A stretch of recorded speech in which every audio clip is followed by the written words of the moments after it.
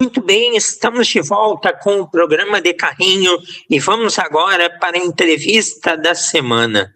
39 anos de idade e mais de 20 anos de profissão, experiências enormes e vidas, responsabilidades também, além de muitos aprendizados. Nesta semana, o programa de Carrinho recebe Ricardo Cobalcini, técnico de futebol. Boa tarde, Cobalcini. Seja muito bem-vindo ao De Carrinho. É um grande prazer lhe receber. Boa tarde, estou muito feliz em estar conversando com vocês e participando do programa. Bom, Cobalcini, você está no futebol desde 2003, já são aí mais de 20 anos de profissão. Conta sobre o teu início. Como os caminhos te levaram ao futebol em uma direção que geralmente os profissionais eles vão com mais idade, não é? Eles acabam optando em tentar a carreira de jogador antes e você não. Buscou em não ser jogador profissional, desistiu de ser jogador, não é? E virou já um homem de comissão técnica desde muito novo. Eu tentei ser jogador de futebol nas categorias de base do Juventude, joguei lá da Sub-10 até um Sub-15, Sub-16, e aí parei de jogar e comecei a direcionar minha vida, né, para fazer uma faculdade, para buscar uma formação. Aí quando eu estava com 17 anos, né, estava terminando o terceiro ano do ensino médio, e já buscando entrar na faculdade. Optei pelo curso de Educação Física, falei com o Jonas, que é o responsável, né, pela base lá do Juventude, e ele me fez o convite, né, ele falou que gostava muito da forma com que eu agia, da liderança que eu tinha, e ele pediu se eu não queria ingressar nas categorias de base do Juventude, e aí na época, no ano seguinte eu já ia iniciar no curso de Educação Física, então teve essa oportunidade. E em 2013 eu já inicio o ano na Faculdade de Educação Física e também treinando a Sub-10 do Esporte Clube Juventude. Na época era um time que contava com vários meninos da cidade, e a gente foi captando outros novos, né, e trouxe Ramiro, Bressan, tinha o Alex Telles que já estava lá, tinha o Fernando Volante, né, o Gustavo Campanharo, então muitos jogadores que jogaram, né, e que jogam até hoje num nível muito alto, que faziam parte daquela Sub-10 e que foi, né, aquele primeiro trabalho que foi abrindo as portas e para que eu fosse tendo sequência dentro do futebol. Olha que legal, você trabalhou aí com essas feras que viraram profissionais quando eram pequenos. Muito legal acompanhar esse desenvolvimento, poder ver aí no que se transformaram jogadores aí de sucesso. E meu amigo Cobalcini, em 2011, você com ainda 25 anos de idade, recebe uma missão gigantesca, que é comandar o Caxias em jogos de Campeonato Gaúcho e Copa do Brasil. A gente tem visto aí árbitros com 26, como o Matheus Candançan de São Paulo, e se espantam, né, com a idade dele. Você foi treinador com 25 anos. Conta para nós como foi receber essas oportunidades e que lembranças tu tem e quem foram as pessoas que passaram para ti aquela segurança necessária para que você desempenhasse da melhor forma possível essa função. Verdade, em 2011 tive essa oportunidade fantástica, né, que foi dirigir aquele primeiro jogo contra o Internacional pelo Caxias, onde a gente empatou em 3-3. Né, foi um jogo pelo Campeonato Gaúcho, a primeira rodada do segundo turno, e depois vieram as oportunidades na Copa do Brasil também, onde a gente vence o Botafogo da Paraíba por 3-1, avança de fase, depois pega o Curitiba, né, então foi uma experiência muito marcante, principalmente por eu ter ainda apenas 25 anos, contar aí no grupo com atletas de 36, 37 anos, né, e ter que planejar bem os jogos e fazer bem essa transição, porque eu sabia que na sequência ali chegaria um treinador, eu estava como interino, mas foram jogos que tinham uma importância muito grande para o clube naquele momento, né, e a gente conseguiu fazer bem essa transição. Pois é, você falou ali do Internacional que o Caxias enfrentou. No Inter você viveu grandes momentos, ganhando títulos na equipe de aspirantes.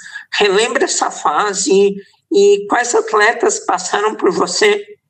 O trabalho no Internacional foi muito legal e muito gratificante, né? Eu tive 2 passagens, a primeira em 2010, aí vem o convite para trabalhar no profissional do Caxias, e eu acabo saindo do Inter e indo para o Caxias, e retorno em 2013, onde eu fico até 2020, né, na pandemia, e eu acabo saindo no meio da pandemia, mas foram anos, né, de muitas conquistas. A gente ganhou quase que todos os campeonatos a nível estadual e nacional que a gente participou, né, até foi campeão mundial no campeonato, na única experiência que a gente teve lá na Malásia, Indonésia, a gente foi lá e venceu equipes como Liverpool, Porto, Valência, né, então a passagem pelo Inter ela foi muito gratificante, vários atletas, né, subiram para a equipe profissional do Inter e também acabaram, né, sendo comercializados pelo clube e jogando em nível nacional e internacional. Então, foi um período muito gratificante, né, e eu lembro com um carinho muito grande. Que legal, que incrível, aí 7 anos então de internacional. E uma outra grande vivência é ser auxiliar de Abel Braga, não é?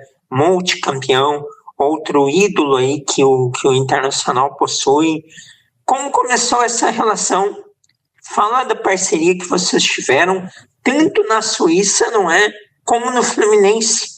Sobre a experiência com o Abel Braga, foi uma passagem muito legal, né? A gente se conheceu aqui no Internacional, né? Ainda quando ele teve a sua penúltima passagem, né? E a gente fazia alguns treinos juntos, acredito que foi 2014, 2015, a gente fazia alguns treinos, eu estava na época no Sub-17, né, no juvenil, e a gente fazia alguns treinos quando ele precisava, assim, e a gente foi trocando ideias, foi se conhecendo, mas a gente passa a se conhecer de verdade e tem um convívio muito legal a partir do convite que ele me faz para ir para a Suíça, né? Lá a gente viveu 6 meses muito legais, né? De proximidade, de trocas, de viver o clube, um clube muito legal, e morando numa cidade que era um paraíso, né? Lugano é uma cidade que tem uma qualidade de vida absurda, né? Que você consegue viver muito bem e trabalhar num clube, um bom clube da Europa, né? Então lá foi um período muito gratificante. Aí a gente estava fazendo um trabalho muito bom lá, só que o clube acabou sendo vendido, né? E quando o clube é vendido, um grupo americano que compra o clube opta pelo desligamento imediato de toda a comissão, porque eles queriam trazer profissionais da confiança deles, né? Então nesse momento a gente acaba sendo desligado pelo clube, chegam profissionais de fora, né, e a gente retorna ao Brasil, e aí vem o convite do Fluminense, né, e no Fluminense a gente inicia a pré-temporada, conquista a Taça Guanabara e o Campeonato Carioca, né, e aí na sequência, no início do Campeonato Brasileiro, o Abel opta por encerrar, né, a sua carreira como treinador, e a gente acaba saindo do Fluminense. Foram aí 6 meses na Suíça, mais 4 meses no Fluminense, então foram 10 meses de muito aprendizado. O Abel é uma pessoa incrível, um treinador de um nível altíssimo, né? É um líder fantástico e pude aprender muitas coisas, foi uma experiência muito boa, né? E na sequência, a gente mantém um contato muito legal até hoje, uma relação de muita parceria, de muita amizade e principalmente de muita admiração, né? Não só pelo Abel profissional, que é um cara fora da curva, é um cara que é um dos melhores treinadores da história do futebol mundial, mas também uma admiração pela pessoa que ele é, né? Pela pessoa, como ele trata os outros, como ele é um cara gente boa, então tenho uma admiração gigante pelo professor.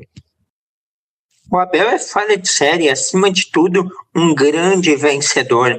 Estamos aqui conversando com o técnico Ricardo Cobalcini, de Caxias do Sul, 39 anos de idade, mais de 20 anos de profissão.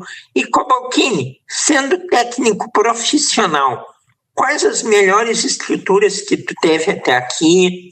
O que tu viu de positivo, de negativo? E quando pensa em presente e futuro, qual é o teu momento profissional?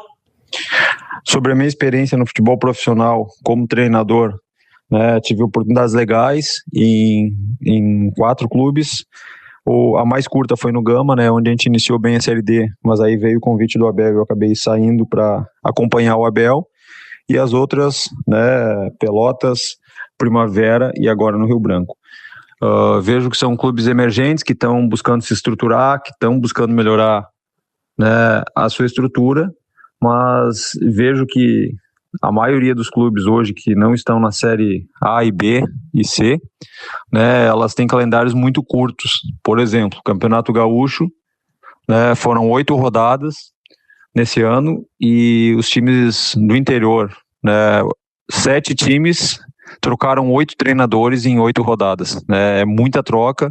Uma das equipes trocou um treinador antes de iniciar o campeonato e trocou na metade do campeonato, né? Então eu vejo um imediatismo muito grande, eu vejo que os treinadores não têm muita sequência de trabalho, né? E muitas vezes se troca 2 treinadores em 20 dias, né? Então não tem tempo para implementar as ideias, você joga quarta, tem que fazer um trabalho de recuperação com os atletas que jogaram na quinta, na sexta, né, e no sábado tem pouco tempo para preparar o jogo do domingo, então demora um tempo até que você consiga implementar suas ideias, e se você não atingir resultado, as trocas já estão acontecendo. Então acho que para melhorar o futebol profissional de um modo geral, principalmente nas menores equipes, é preciso ter um pouquinho mais de paciência, é preciso ter um pouquinho mais de continuidade para que as coisas aconteçam.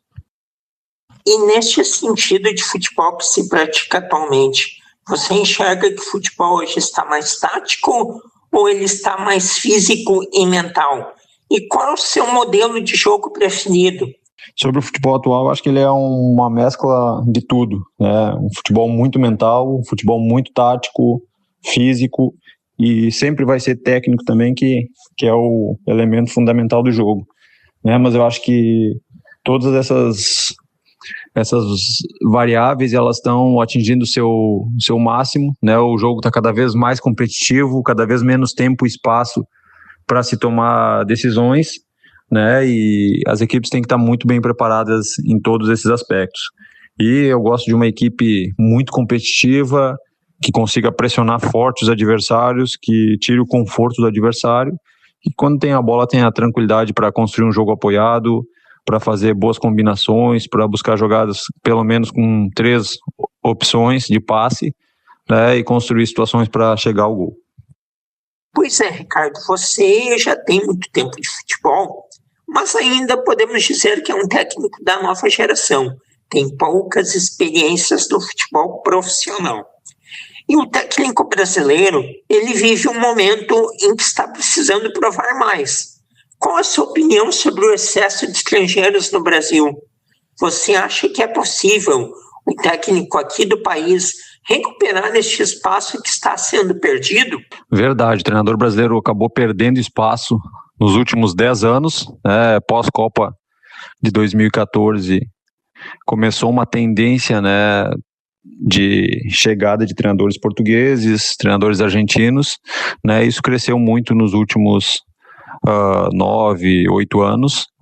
O sucesso do Jorge Jesus e do Abel Ferreira impulsionaram isso, mas também a gente vê muitos profissionais que vieram de Portugal, que não conseguiram ter sequência e se adaptar ao futebol brasileiro, né? Que é um futebol com muitos jogos, é um futebol de muita cobrança, né? E diferente de como é na Europa, né? Na Europa, todos os treinadores que iniciam a temporada tendem a terminar a temporada pelo mesmo clube. Aqui a pressa é muito maior, o imediatismo é muito grande, né? E são situações diferentes daquele contexto que eles estão acostumados a enfrentar diariamente lá, né? Onde se tem a semana cheia, onde se tem tempo para organizar e planejar a sua equipe. E em relação ao que eu vejo que é necessário para o treinador brasileiro evoluir, fazer bons trabalhos, entregar resultado, que é a única situação que muda esse contexto. Sejam eles através de resultados nos campeonatos nacionais aqui no Brasil, e também quando os treinadores que estão fora do Brasil, como André Jardine, como muitos treinadores que estão representando bem, né, o futebol brasileiro, conseguem vitórias, títulos, e é o que vem acontecendo com o Osmar campeão fora, o Jardine campeão fora. Muitos treinadores brasileiros estão atingindo isso, só que isso é pouco valorizado, né, na mídia aqui do Brasil. Acredito que a seleção brasileira também é um carro-chefe, né? Se a seleção consegue bons resultados, valoriza muito, né, o nome do treinador brasileiro e de todas as pessoas que trabalham no futebol daqui. Com certeza. E tu sendo gaúcho, Ricardo, não tem como não te perguntar sobre a dupla Grenal. Como você avalia os momentos aí de Internacional e Grêmio? Vejo o Inter num momento muito melhor, né? Acho que o Grêmio é uma equipe que está se formando ainda nessa temporada, mudou o treinador, mudou muitos jogadores, e isso demanda tempo, né? É natural que aconteçam oscilações ao longo das partidas, ao longo dos campeonatos, e vejo para o segundo Grenal uma partida competitiva, um jogo em aberto, porque se o Grêmio conseguir achar um gol primeiro, vai entrar no jogo, né? Então acredito que a gente vai ter um clássico muito brigado, um clássico muito disputado, e não vejo o Inter já como campeão. Acho que vai ser um jogo bem disputado. O Inter tende a se tornar campeão, tem favoritismo para o jogo, por já ter feito o placar na casa do adversário, mas vai ser um jogo muito brigado e um jogo muito competitivo, e que o Grêmio vai buscar a todo momento um gol, né, para deixar o jogo vivo até o final. É isso aí. Muito obrigado, então, Ricardo Cobalcini, técnico de futebol. Valeu pela sua participação, por ter atendido o De Carrinho. Sucesso ao longo de 2025, que tu esteja aí logo, logo empregado novamente. Grande abraço e até uma próxima. Eu que agradeço ao convite de participar do programa De Carrinho, né, e queria desejar um ótimo final de semana a todos os ouvintes, e até uma próxima. Forte abraço.